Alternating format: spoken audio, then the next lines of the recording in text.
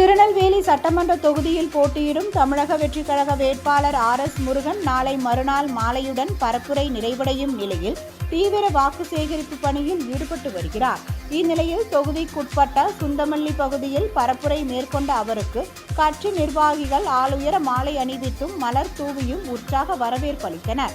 அதனைத் தொடர்ந்து சுந்தமல்லி விளக்கு, பெரியார் நகர், பாரதி நகர், கொண்டநகரம் உள்ளிட்ட பகுதிகளில் RS முருகன் தேர்தல் பரப்புரை மேற்கொண்டார்.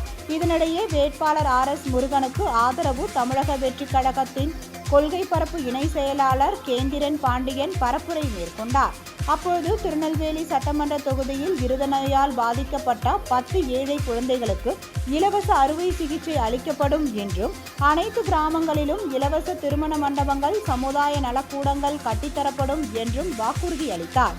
தரமான தார் சாலை வசதி, தரமான பேருந்து வசதி, நவீன மருத்துவ வசதி, அரசு பள்ளிகளில் தரமான கல்வி என அனைத்தும் கிடைத்திட திருநெல்வேலி சட்டமன்ற தொகுதியில் போட்டியிடும் தமிழக வெற்றிக் கழக வேட்பாளர் RS முருகனுக்கு ஆதரவை தாருங்கள் என அவர் கேட்டுக்கொண்டார்.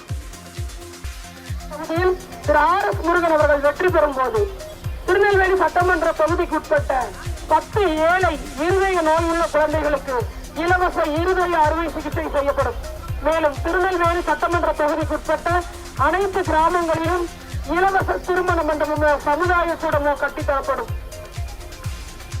தரமான தார் சாலை வசதி, தரமான பேருந்து வசதி, நவீன மருத்துவ வசதி, நம் தலைமுறைக்கு தேவையான அரசு பள்ளியிலும் தரமான கல்வி வசதி, போதை இல்லாத தமிழகம், பெண்களுக்கான பாதுகாப்பு, இவை அனைத்திலும் கிடைத்திட நீங்கள் வாக்களிக்க வேண்டிய சின்னம் விசில் சின்னம். விசில் சின்னத்திற்கு உங்களது பொன்னான வாக்குகளை